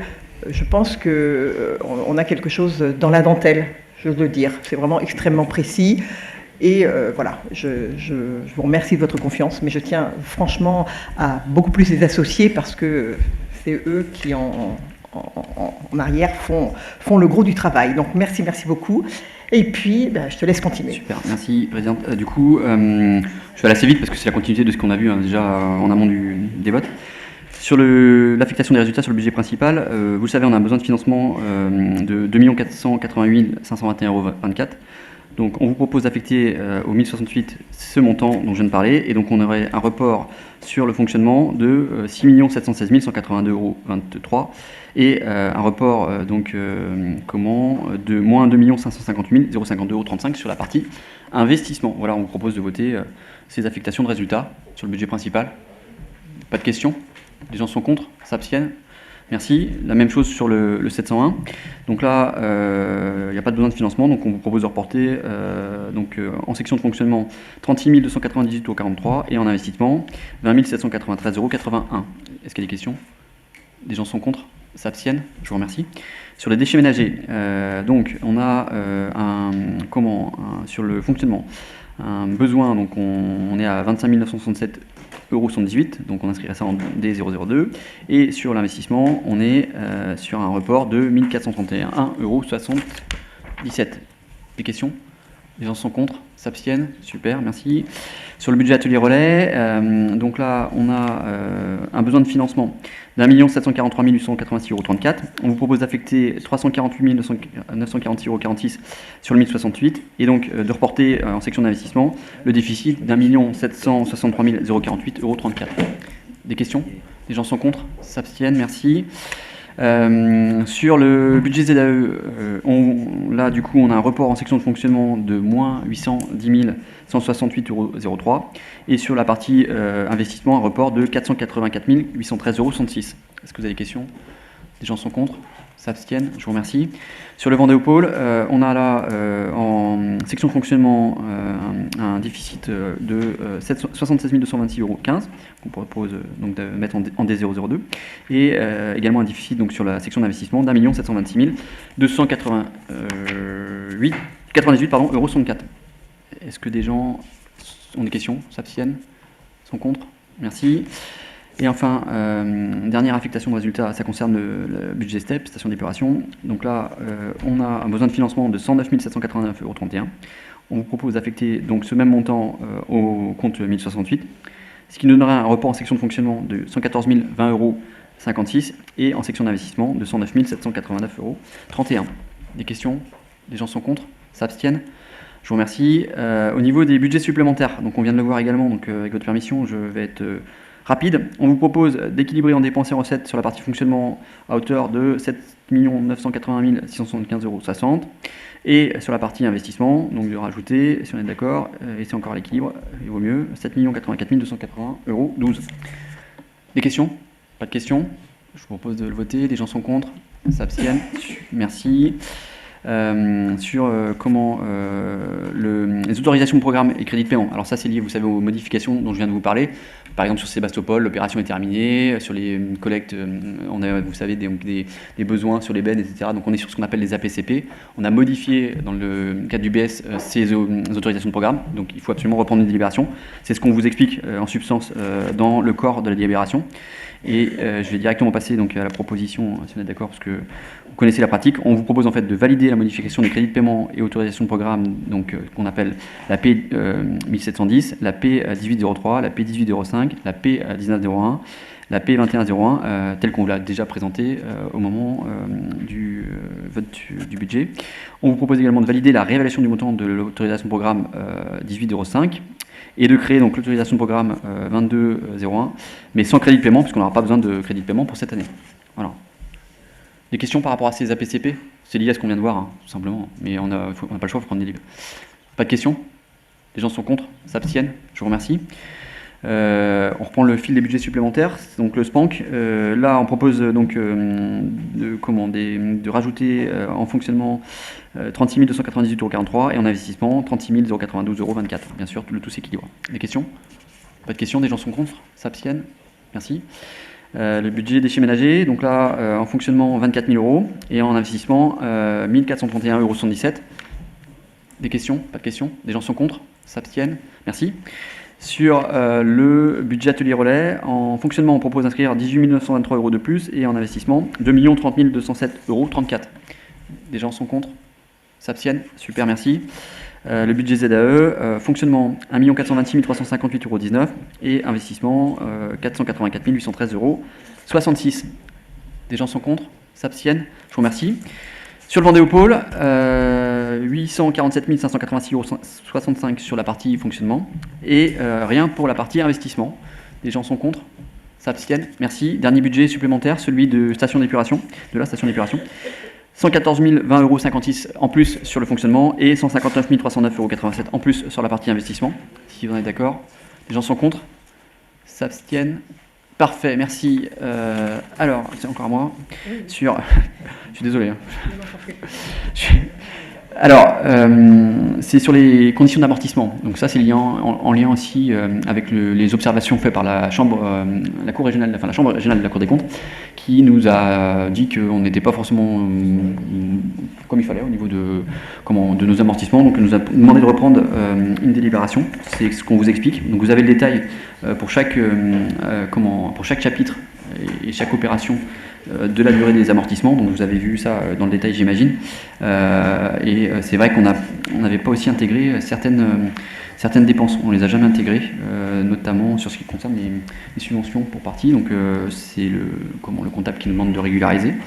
Et donc ces dépenses seront imputées au compte 204. Et c'est des dépenses qui s'amortissent. Voilà. C'est aussi la raison pour laquelle on prend cette délibération. Donc vous avez le détail pas devant vous, donc moi je vais simplement, si on est d'accord, vous proposer de fixer la durée d'amortissement des immobilisations telles que vous l'avez dans le tableau devant vous, et de mettre à jour le tableau des méthodes, sur les méthodes d'amortissement applicables aux différents budgets de la communauté de communes pour les amortissements à compter du 1er janvier 2021, et de maintenir pour l'ensemble des budgets l'amortissement linéaire à partir de l'année suivante, de maintenir, ah oui ça c'est important, la fixation à 800 euros pour les services assujettis à la TVA, parce qu'en deçà, voilà, c'est important, 800 euros donc hors taxe pour les services assujettis à la TVA, et 800 euros TCC pour le seuil en deçà duquel on vous propose de ne pas d'amortir sur la première année. On ne va pas amortir sur plusieurs années sur ces montants, sur des montants inférieurs, c'est pas pertinent. Ensuite, on vous demande d'autoriser la neutralisation budgétaire des dotations aux amortissements, des subventions, et puis de valider donc que les biens devant être amortis ayant connu un commencement d'amortissement avant le 1er janvier 2018 continueront à l'être au regard des durées définies par les libérations des anciennes entités. Enfin, heureusement, parce que si on devait revoir toutes les durées d'amortissement sur ce qui a été fait auparavant, on s'en sortirait pas. Voilà. Et puis enfin de valider donc les immobilisations reçues au titre d'une mise à disposition ou d'une affectation, elles conserveront leur plan d'amortissement d'origine. Donc on se met au clair avec les demandes du service SGC, Sud-Vendée Littoral, tout simplement. Des questions par rapport à ça? Bon, toujours pas de questions. Les gens sont contre? S'abstiennent? Parfait, merci. Ah, là, il y aura peut-être des questions. Sur la TASCOM. Je vais presque vous... Pardon. S'il vous plaît, une question. Sur la TASCOM, non mais alors ce qu'on vous propose, c'est vrai que c'est la taxe additionnelle sur les surfaces commerciales, donc ça concerne vraiment les locaux d'une superficie conséquente, c'est ce qu'on vous explique dans le corps de la libération. Ça représente 36 établissements sur notre territoire. Et donc c'est vrai que c'est une taxe qu'on peut faire évoluer. On remplit des critères pour faire évoluer cette taxe et on ne l'a jamais fait. Donc on vous propose en termes de fiscalité, vous avez en fait le coefficient multiplicateur qui est de 1, on peut l'augmenter jusqu'à 1,20 voire 1,30 sur certaines conditions et par palier de 0,5. Et on vous propose nous cette année de le faire, ce qui permettrait à la communauté de communes de percevoir, c'est pas des montants monstrueux, mais 38 000 euros de plus en ressources. Et je le dis, c'est aussi important parce que vous le savez, les établissements industriels et commerciaux ont vu pour partie leur valeur locative réduite de moitié l'an dernier, donc une baisse assez sensible pour certains quand on est sur le domaine industriel, parce qu'on n'avait pas sur mais aussi de la CFE malgré tout. Il y a une incidence sur la CFE, donc une baisse de leur CFE pour ces gens-là. Donc là, encore une fois, ça concerne 36 établissements, dont les 10 premiers qui pèsent 80% de la taxe et donc de la fiscalité supplémentaire. Donc on parle de... alors je sais pas si j'ai le droit de donner Delphine des noms? Non, je sais pas. Non. Moi je donne pas de nom. Mais voilà, de grands établissements qui sont par exemple en sortie de Luçon, direction Saint-Gemme. Voilà, on parle de ces surfaces-là. Du coup. Voilà. Donc, et ce qu'on vous propose, c'est donc d'augmenter à 1,05. Voilà. Non, je ne crois pas, mais bon. Des questions par rapport à ça? Bon, à ce moment-là, donc on passerait le coefficient multiplicateur à 1,05 si vous en êtes d'accord. Les gens sont contre? S'abstiennent? Je vous remercie. On a ensuite, et je lâcherai le micro avec plaisir, la sortie de l'actif d'un certain nombre de biens qu'on considère de faible valeur. Donc là encore, c'est lié avec ce que nous avait dit la Chambre régionale de la Cour des comptes, qui nous avait dit voilà, il y a un travail à faire sur comment votre inventaire, donc c'est ce qu'on fait. On a besoin d'ajuster l'inventaire comptable et l'état d'actifs au moins une fois par an. Donc on vous dit que dans le cadre de l'instruction budgétaire M14, on précise que les biens de faible valeur dont on a fixé le seuil en délibération juste auparavant, donc on peut les amortir sur une année. Voilà. Qu'est-ce qu'on vous dit d'autre? Que rien de plus en fait, parce qu'après tout ce qui concerne donc les biens de faible valeur ou totalement amortis dont la durée d'entrée d'immobilisation est comprise entre le 1er janvier 2022 et le 31 décembre 2020 ont été évalués, et donc c'est important parce que sur le budget principal, cet inventaire nous permet de sortir de l'actif pour un peu plus de 162 446,38 € sur le budget principal. Donc on a 3 budgets uniquement concernés, hein, parce que on a ensuite le budget assainissement non collectif, mais lui, on n'a pas répertorié de biens entrant dans les critères. Et par contre, pour le budget atelier relais et pépinière, là, on a 955,55 €, tout simplement. Donc ce qu'on vous propose, c'est de vous prononcer en faveur de la sortie de l'actif des biens amortis, donc avant le 31 décembre 2020, tel qu'on vous l'a décrit tout à l'heure. Et puis, donc ça représente, donc le montant, c'est important de le dire, 162 446,38 € et pour le budget principal, et pour le 703, 955,55 € tout simplement.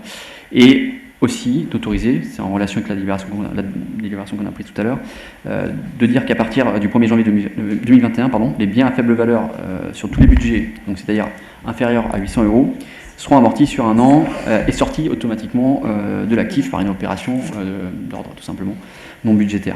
Voilà. Des questions? Ouais, je crois que j'ai fait chou blanc. Non. Les gens sont contre? S'abstiennent? Merci. Merci beaucoup Nicolas pour toutes ces présentations. Alors, on continue, on reprend l'ordre du jour, mais on est toujours un peu dans les finances tout de même. Alors, Jam étant absent, je vais donc prendre ces 2 délibérations.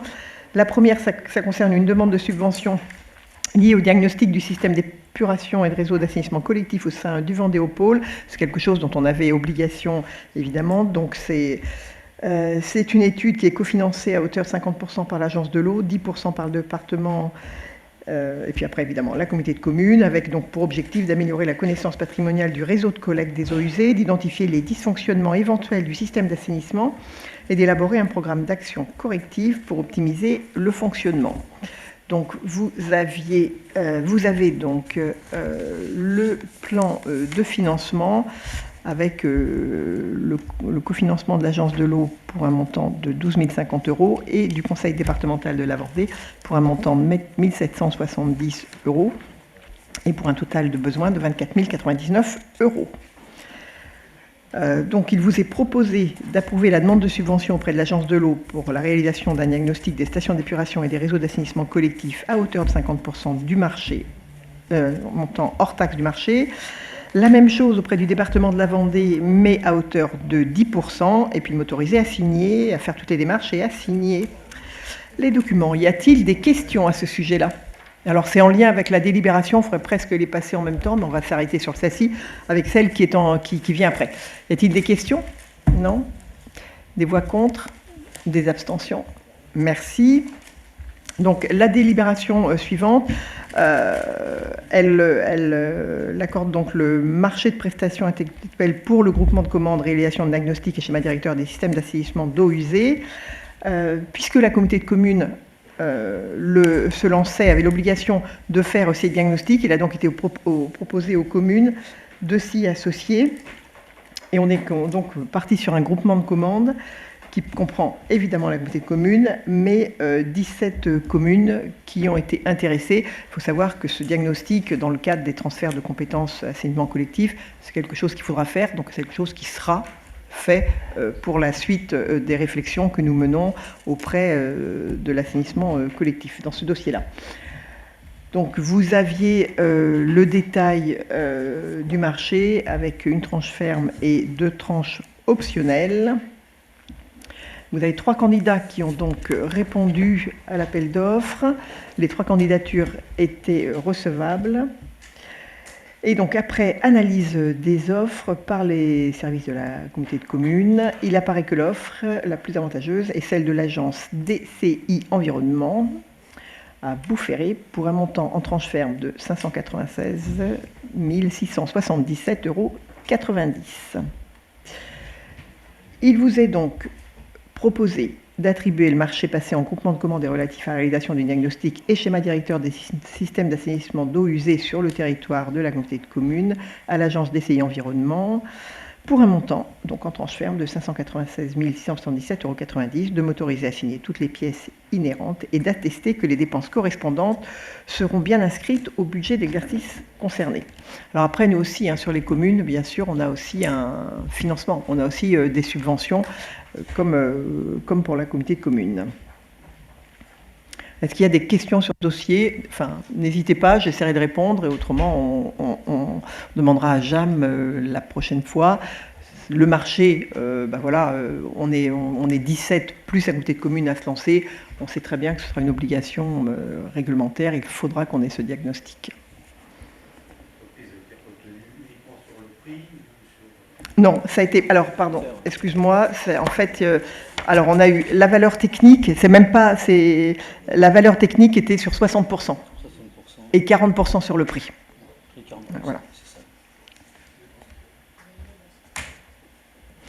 Sur la valeur technique, la compréhension des enjeux de la commande, les moyens humains, les moyens matériels, les moyens mis en œuvre pour assurer la qualité des prestations et assurer la sécurité des intervenants, et puis le planning, le détail des documents rendus et le délai de remise des documents et modalités de communication. Donc ça, on avait 60% au niveau de la pondération, et puis le prix des prestations, 40%. S'il n'y a pas de questions, je mets aux voix. Est-il des voix contre ? Des abstentions? Non. Je vous remercie. Le point suivant, toujours au niveau des marchés, avec un accord cadre à bon de commande pour le transport des enfants des écoles de la communauté de communes dans le cadre des IMS et vers les LSH, et puis le transport des enfants pour les activités au niveau des centres de loisirs. Alors là, vous aviez 8 lots qui concernent 8 secteurs. Évidemment, on dissocie le secteur nord, secteur sud, avec donc des transports des enfants pour le secteur nord, pour les salles de sport et la piscine, mais aussi dans le cadre des interventions pour les IMS et des sorties d'accueil de loisirs. Le lot 3, le secteur nord, et vous verrez après, c'est un lot qui n'a pas été, sur lequel on n'a pas eu de candidat, qui était le ramassage des enfants les mercredis à destination des centres de loisirs. Toujours sur le secteur nord, on avait le ramassage des enfants pendant les vacances scolaires pour les centres de loisirs. Et ensuite, on a à peu près la même chose pour le sud, avec les salles de sport, la piscine, les IMS, les centres de loisirs, les mercredis à destination des centres de loisirs, et puis pendant les vacances scolaires pour les centres de loisirs. Donc c'est un marché qui est conclu pour chacun des lots pour une durée d'un an à compter du 1er septembre 2022. Et il fera l'objet de 3 reconductions. Donc vous aviez le détail des montants, puisque c'est un marché avec un accord cadre conclu avec un minimum et un maximum par année et par lot, concernant les lots 1, 2, 5, 6, et sans minimum, mais avec un maximum pour les lots 3, 4, 7 et 8. Donc du coup, je vais venir aux cartouches directement, puis s'il y a des questions, vous pourrez me les poser. Donc il vous est proposé de déclarer donc le lot 3, secteur nord, ramassage des enfants les mercredis à destination des centres de loisirs sans suite pour cause d'infructuosité, et donc de relancer une procédure sans publicité ni mise en concurrence. d'attribuer le lot 1, secteur nord, transport des enfants à destination des salles de sport et piscines pour la pratique d'activités sportives à l'entreprise Hervoué de Montaigu pour un montant au devis estimatif non contractuel de 35 989,43 € hors taxes par an. D'attribuer le lot numéro 2, secteur nord, transport des enfants, dans le cadre des interventions en milieu scolaire et des sorties des accueils de loisirs à l'entreprise Hervoué à Montaigu pour un montant au devis estimatif non contractuel de 21 455,63 €. D'attribuer le lot 4, toujours secteur nord, ramassage des enfants pendant les vacances scolaires à destination des centres de loisirs à l'entreprise Hervoué à Montaigu pour un devis estimatif non contractuel de 6 682,14 €. Le lot 5 pour le secteur sud, alors pareil, salle de sport, piscine, à l'entreprise Sauvetour de La Roche-sur-Yon pour un montant au devis estimatif non contractuel de 37 576,59 € par an. Le lot 6, dans le cadre des IMS et des sorties des accueils loisirs secteur sud à l'entreprise Sauvetour pour un montant non contractuel de 24 230,42 €. Le lot 7, toujours le sud, pour les mercredis à destination des centres de loisirs à l'entreprise Sauvetour pour un montant non contractuel de 5 037,03 €. Le lot 8, toujours sur le sud, ramassage des enfants pendant les vacances scolaires à destination des centres de loisirs à Sauvetour pour un devis estimatif de 36 242,18 € et donc de m'autoriser à signer toutes les pièces inhérentes au marché. Y a-t-il des questions ? Ça a augmenté, oui, en effet, je m'attendais à la question, mais on le voit bien, c'est un peu, ce sont des marchés qui ont augmenté à peu près de 10% par rapport à ce qu'on avait. Pas de questions ? Je me vois, y a-t-il des voix contre, des abstentions ? Je vous remercie. Nous continuons avec la commande publique pour un marché de fournitures courantes et de services. Ça concerne la fourniture des matières premières pour la préparation des repas du service commun de la cuisine centrale. DACLA, donc c'est un marché qui est conclu selon la procédure d'appel d'offres, qui a été autorisé pour un montant minimum annuel de 205 000 € et un montant maximum annuel de 240 000 € pour une durée d'1 an à compter de sa notification et reconductible 2 fois. Donc vous avez les montants, on a eu une réponse pour ce marché.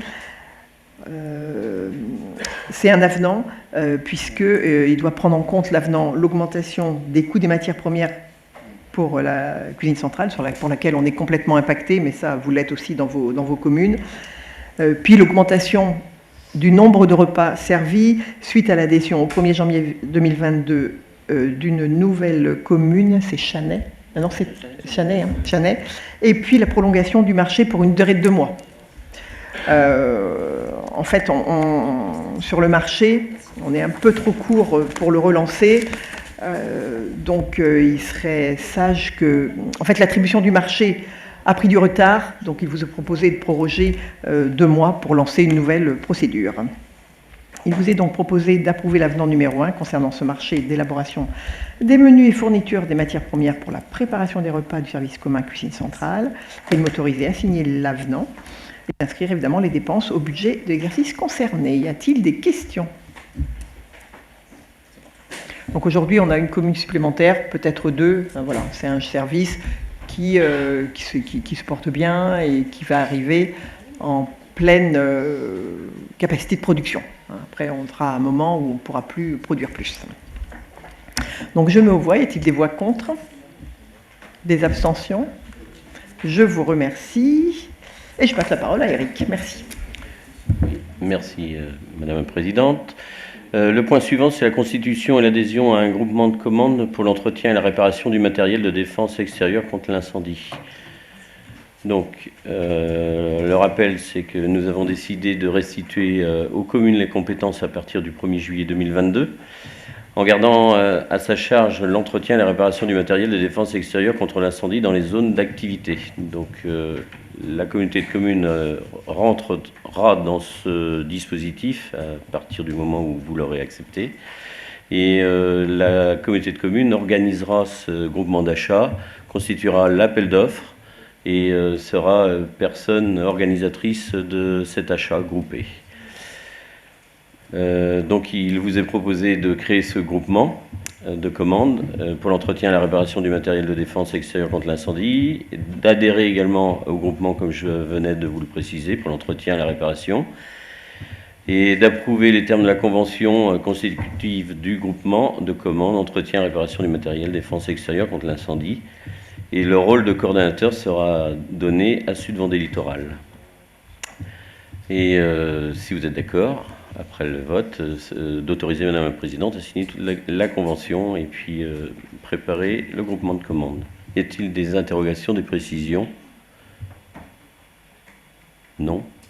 Alors je vous propose de passer au vote et de créer ce groupement, d'adhérer au groupement, d'approuver la convention et puis d'approuver le rôle de coordonnateur pour la communauté de communes et d'autoriser Madame la Présidente à signer tous les documents, signer éventuellement les avenants pour cette convention constitutive et de lancer la procédure de marché public dès lors. Qui est contre? Qui s'abstient? Merci. Merci Eric, et c'est Bruno qui prend le relais. Ça marche? Oui, voilà. En fait, c'est un chemin rural qu'il faut acheter pour le BioHabitat. Si vous vous souvenez, BioHabitat a acheté un grand terrain. On avait délibéré ça en octobre de l'année dernière. Et au milieu de ce terrain, il y a un chemin rural qui fait la limite entre Saint-Hermine et Saint-Jean-de-Beugnet. C'est petit, hein, ça fait 894 côté Saint-Hermine, mètres carrés, et 918 du côté de Saint-Jean-de-Beugnet. Et donc on doit acheter ce chemin pour le revendre, et c'est la délibération d'après, pour le revendre immédiatement à BioHabitat. Donc on a fait toutes les démarches nécessaires. Il fallait vérifier qu'il n'était pas affecté à un usage public, qu'il y avait eu une enquête publique, qu'au cas où il était inscrit sur les itinéraires, qu'il y avait un autre itinéraire possible, ainsi de suite. Donc tout ça a été fait. Et l'idée, donc, c'est d'acheter une partie du terrain à Saint-Hermine pour 3 392 €, les 894 mètres carrés. Et du côté de Saint-Jean-de-Beugnet, on l'achète pour 1 €, qu'on sera d'1 € symbolique, avec dispense de paiement pour 918 mètres carrés. Voilà. Donc ce que l'on vous propose, que l'on vous demande, c'est d'acquérir ce terrain tel que je l'ai décrit, d'autoriser Madame la Présidente à signer, d'autoriser Madame la Présidente à se faire représenter. Voilà, y a-t-il des questions? Non, je passe au vote. Quelqu'un est-il contre? Non. Abstention? Non. Merci. Et donc la délibération suivante, c'est la vente de ce terrain, de ce chemin rural, donc ça fait 1812 mètres carrés, à BioHabitat, au prix auquel on avait fixé la vente du terrain qu'ils ont acheté sur le Vendéopole, qui est donc de 12 €. Donc ça fait une bonne marge. Bon, donc ce qu'on propose, c'est de céder cette emprise de 1812 mètres carrés, ancien chemin rural, comme je l'ai décrit, au prix de 12 € le mètre carré hors taxe, d'autoriser Madame la Présidente à signer les actes et d'autoriser Madame la Présidente à se faire représenter le cas échéant. Y a-t-il des questions? Non? On propose de passer au vote. Quelqu'un est-il contre? Non? Abstention? Non? Merci. Merci. Voilà, suite de budget, on vend. Bah, on achète, Et on achète 4 000, et on on vend. vend 21. Donc moi, si je fais ça plus souvent, ça va. Ouais, ça peut être sympa. On continue, et c'est Dominique qui prend la main. Merci. Madame la Présidente, donc c'est une passation des délibérations habituelles, hein. C'est une passation donc, de convention d'études entre l'EPF de la Vendée, la commune de la Bretonnière et la communauté de communes.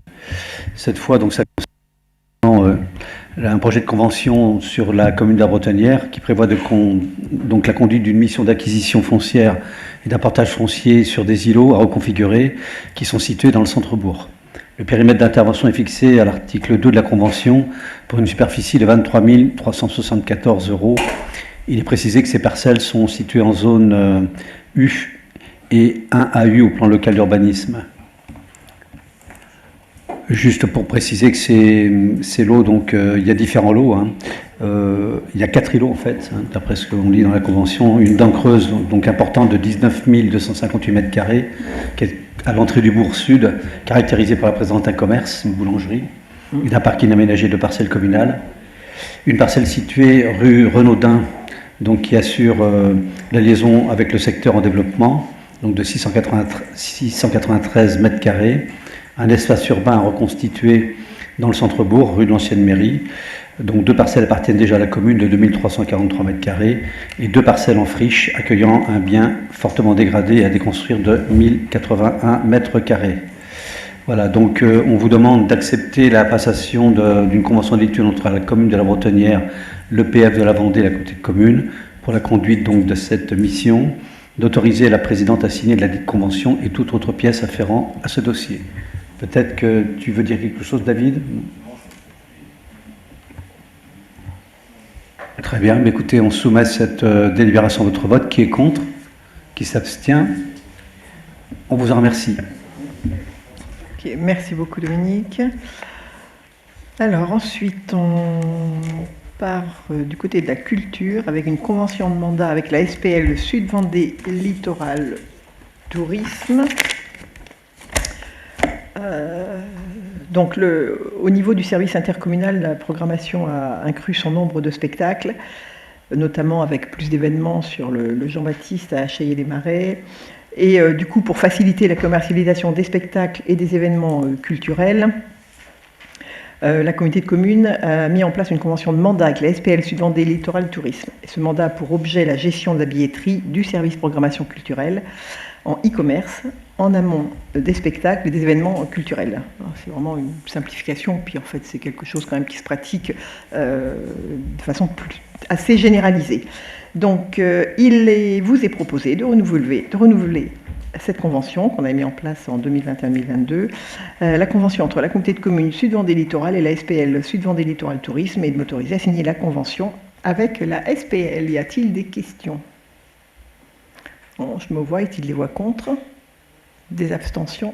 Je vous remercie et je passe la parole à Guy.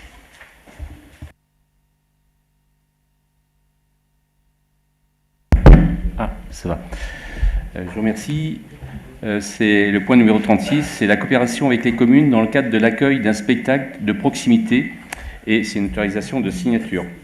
Je vous passe la première partie. C'est la communauté de communes souhaite développer une dynamique culturelle de proximité sur son territoire et renforcer la coopération avec les communes membres.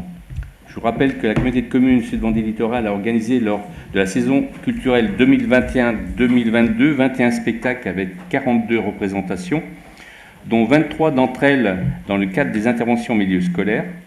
Ils ont été principalement joués au théâtre Jean-Baptiste, situé à Chaillé-les-Marais, et à l'espace culturel situé à Saint-Michel-en-Lerme. Pour sa saison culturelle 2022-2023, la communauté de communes Sud Vendée Littoral souhaite étendre son action culturelle en créant une dynamique de proximité sur son périmètre avec comme objectif d'apporter la culture au plus près des territoires et de répondre à l'enjeu de permettre un accès à la culture aux habitants dans leur bassin de vie. Ces actions seront mises en œuvre grâce au renforcement de la coopération entre la communauté de communes et ses communes membres. Ainsi, la communauté de communes proposera des spectacles dans des communes désireuses de développer leur action culturelle. Pour ce faire, le service programmation effectuera un appel à projet auprès de toutes les communes membres par l'envoi d'un dossier comprenant un règlement et un questionnaire, et aussi candidature d'intention d'accueil de spectacle. Les communes intéressées devront retourner tous ces documents signés au service. 4 communes au minimum seront retenues, ce chiffre pouvant être augmenté dans la limite des crédits inscrits au budget. Pour sélectionner les dites communes pouvant accueillir un spectacle, un groupe de travail intitulé Programmation culturelle, issu de la commission lecture publique, culture, musique, a été constitué. Ce comité établit une présélection des communes qui pourront accueillir le spectacle de proximité. Cette présélection est présentée au bureau communautaire qui arrêtera alors la liste définitive des communes. Une convention de coopération sera ensuite signée entre la communauté de communes et les communes sélectionnées. Outre les dates, lieux, types de représentation, cette convention reprendra les engagements de chacune des parties, tels qu'énoncés dans le règlement de l'appel à projet. Est-ce qu'il y a des questions? Alors, il y a une petite date. J'ai vu qu'il y avait une petite erreur concernant le dossier d'appel à candidature. Il est marqué sur le 6e point, retour à la collectivité avant le 25 mai 2022. C'est le 15 juillet, parce que le 25 mai est déjà passé. Voilà. Je vous demanderai de modifier cette date. Et ça sera. S'il n'y a pas de questions, il vous est proposé d'autoriser la mise en œuvre de ce nouvel axe de la politique culturelle communautaire, d'autoriser l'organisation des spectacles de proximité dans les conditions et selon les modalités telles que définies ci-avant, d'approuver le règlement, la candidature d'intention et la convention de coopération telle que présentée et annexée à la présente délibération, et de donner délégation au bureau communautaire pour arrêter la liste des communes accueillant un spectacle de proximité. Je mets aux voix. Qui est contre? Qui s'abstient? Je vous remercie. À vous, Madame la Présidente. L'ordre du jour est épuisé, mais non, il ne fait pas chaud. C'est un leurre. À nous aussi. Non, est-ce qu'il y a des questions? Est-ce qu'il y a des questions? Non, pas de questions? Oui. Alors, la question... Alors oui, la réponse est oui. Il y a de la bière. Merci, oui, parce que moi, je n'y aurais certainement pas songé. Donc, vous avez en effet un petit pot qui est dehors. Hein, ouais. Et vous avez de la bière, du local, la limonade du local. Donc, on vous retrouve donc, voilà, là sur la pelouse, là à côté. Merci beaucoup de votre attention.